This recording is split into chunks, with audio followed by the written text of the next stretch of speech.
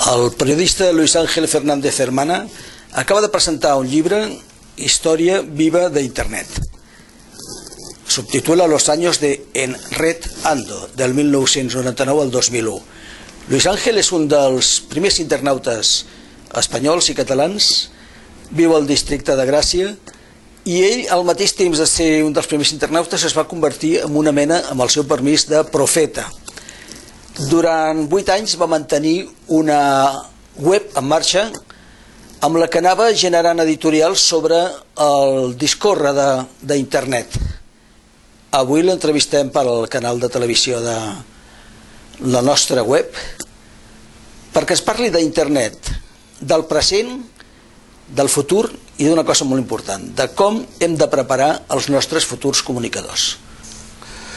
Bueno, Internet es muy difícil tomar una fotografía de Internet y decir esto es lo que tenemos, porque Internet es un medio que está constantemente en transición. Es decir, a medida que cada vez entra más gente, hay aplicaciones más potentes para trabajar en Internet, nuestra capacidad de virtualizar va creciendo, pues de esta manera se van transformando las posibilidades y lo que hacemos en Internet. Hemos vivido desde el 2004 toda la eclosión de los medios sociales sobre estas grandes plataformas como han sido MySpace, Second Life, Facebook, etcétera, o LinkedIn, ahora Twitter. Y sobre estas plataformas millones de personas han aprendido a trabajar juntos, a trabajar de manera comunitaria, a definir espacios a partir de intereses y de actividades. Y yo tengo la impresión de que en este momento está emergiendo de nuevo una necesidad que además ya estaba en el desarrollo de Internet, como es la de crear redes sociales mucho más específicas, redes que sean capaces, donde los miembros de las redes sean capaces de generar la información y el conocimiento que necesitan para actuar en el mundo, para entender el mundo en el que viven, para pensar en los proyectos que quieren y que pueden hacer. Esto en las redes sociales que tenemos como tipo Facebook o Twitter es difícil de hacer porque la capa de información que hay ahí es una capa, digamos, de interacción directa entre quienes actúan dentro de estas redes. Las redes donde haya una información o un conocimiento mucho más significativo implica que hay un tipo de trabajo, de estructura virtual mucho más compleja que la que tenemos en este momento. Yo creo que esto se está abriendo por demandas y necesidades específicas de las empresas, de las instituciones, de los colectivos sociales que quieren ir mucho más allá en la actividad y en la forma como se usa Internet y el tipo de retribución que se recibe desde el punto de vista del impacto social que tiene la red. Bueno, desde que comenzó Internet, digamos, una parte fundamental de la infraestructura de Internet está en Estados Unidos. Pero esto tiene una importancia relativa porque mucho más importante es la forma como lo que sería el ADN de la red. Y el ADN de la red está basado fundamentalmente en la actividad de los usuarios de la red. En Internet ha habido unos 5 o 6 intentos que están muy bien documentados de tratar de imponerse en la red. Lo hizo en su época Microsoft y lo han hecho otras corporaciones.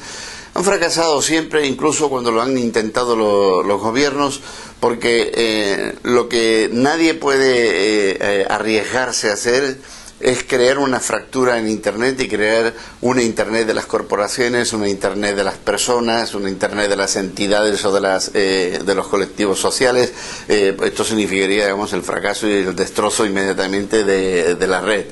De manera que si uno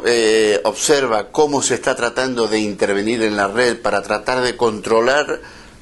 en realidad el control son siempre aspectos muy específicos, muy parciales, que que no tienen un impacto general sobre la red, porque además sería muy complicado, y donde lo que se intenta pues es proteger determinado tipo de intereses, como ahora está ocurriendo con esta mal definida propiedad intelectual, y que está permitiendo que el gobierno de Estados Unidos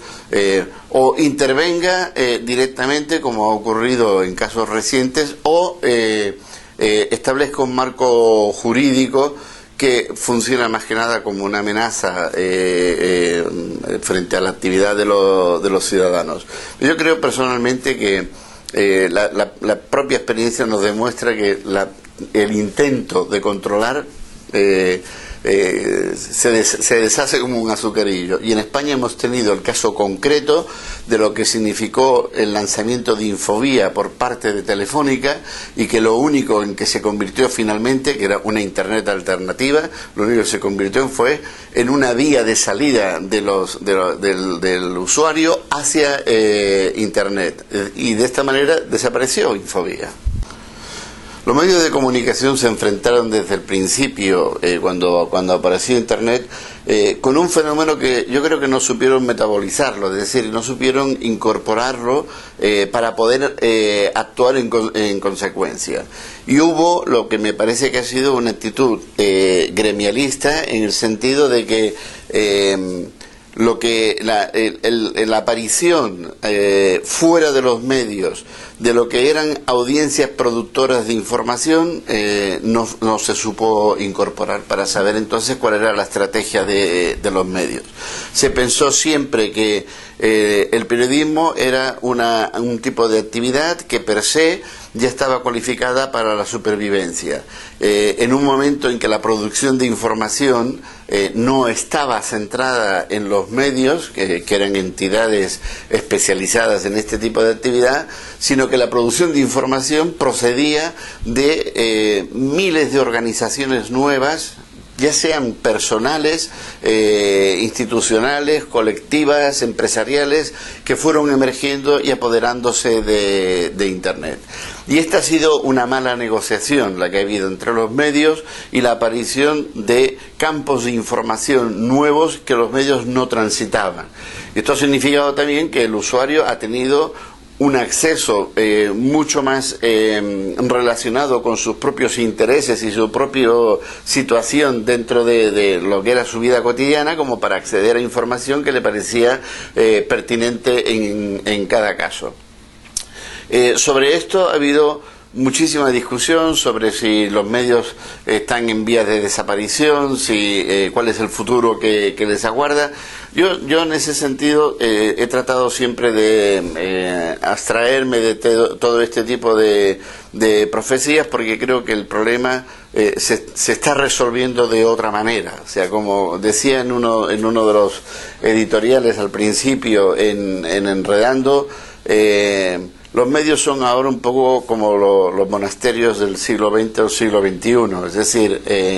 antes teníamos el scriptorium, donde estaban estos monjes especializados en hacer unos libros fantásticos, y de repente aparece este señor Gutenberg, que hace la imprenta de tipos móviles, y lo que no vieron nunca los monjes era que